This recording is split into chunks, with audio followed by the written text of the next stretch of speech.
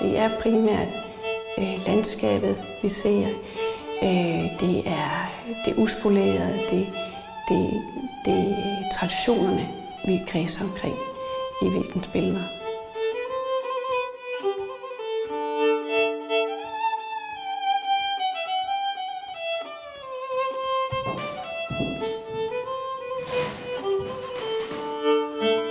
August Wilkens kom til Fanø omkring 1903. Og det, der interesserede ham ved Fanø, var primært naturen og faniker, der var optaget af kirkelige handlinger. Altså men ikke i selve kirken, men folk, der gik til kirken i forbindelse med gudstjeneste, bryllupper og begravelser. Og ellers så var han rigtig meget ude i naturen, og Fanø blev hans omdrejningspunkt i hans kunstneriske virke, hvor at billeder fra Fanø spillede en væsentlig rolle.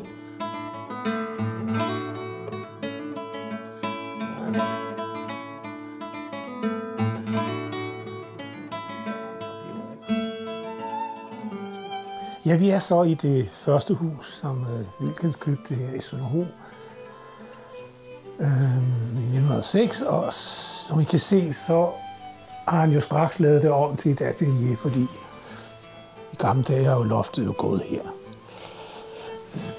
Så han kan få lidt rum til et atelier, som man kan se på loftet, har han også udsmykket det, som han havde for vane i sine boliger.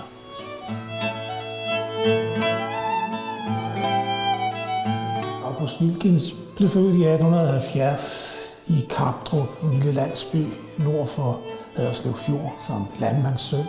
Han viste tidligt talent for at tegne, og selvom det vel ikke lå i kortene, at han skulle blive kunstmaler, fik han lov til det, blandt andet fordi han blev støttet af en adelsfrøken, Charlotte von Krogh, som selv var maler, til dels underviste ham, men sikkert også haft indflydelse på, at forældrene lod den unge August studere. Så det endte med, at han tog ned i Tyskland og studerede på akademiet i Dresden 1894 til 98. Wilkens var impressionist og havde allerede i 1903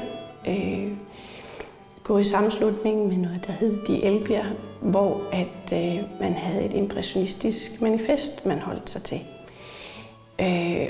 Og impressionismen kommer frem i Wilkens i hans måde at have de her hurtige strøg i billedet. Der er et indre lys i billedet.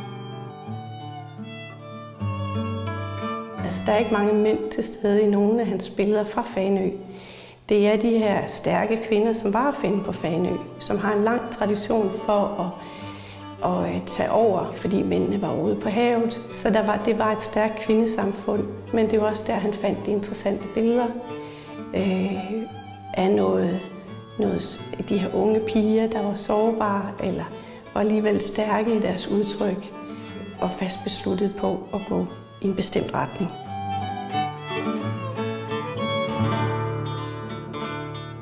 Wilkens viser på den her måde også en idealisering nærmest af nogle traditioner, der stadigvæk er at finde på Fanø.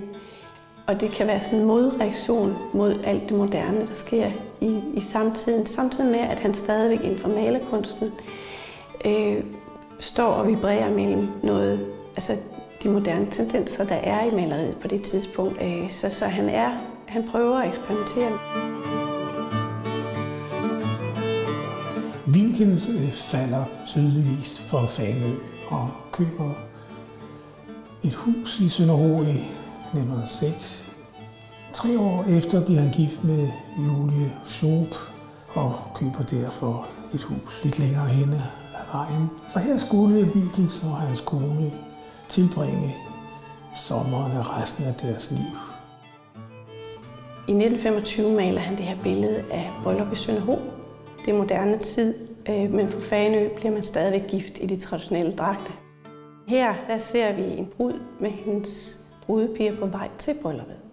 Vi ser en profil, det er hende, der står midten af billedet med et hvidt tørklæde omkring og har den typiske hovedbeklædning på, brudebeklædning, som kaldes ahuer.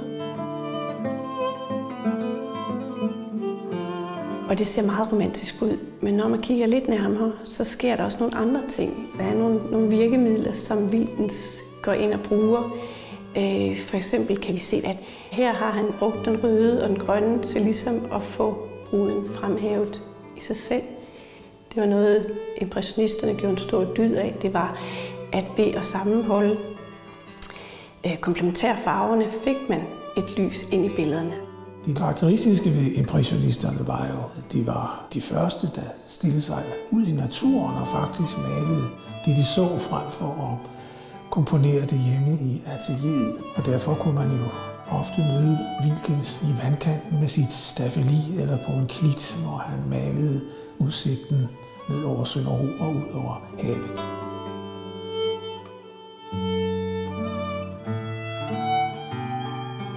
Vi ser også, når han er ude at male ved stranden, for eksempel et billede af 3 drenge, som er hurtigt kradset ned. Og måske netop noget af det karakteristiske er, at der jo faktisk er betydeligt mere liv i billedet med disse hurtige penselstrøg. Og netop dette billede er et smukt eksempel på Wilckens stil.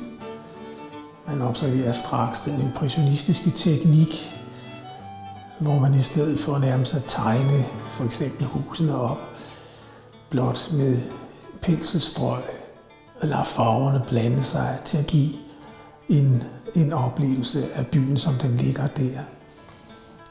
Kompositionen er jo netop ikke klassisk. Klitten foran fylder vældig meget og havet bagved.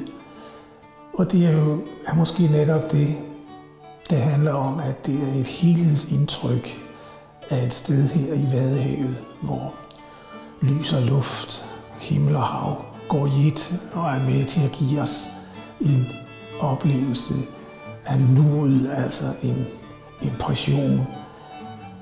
Og vi befinder os i et storslået landskab, hvor det lille Sønderho putter sig ned bag klitterne.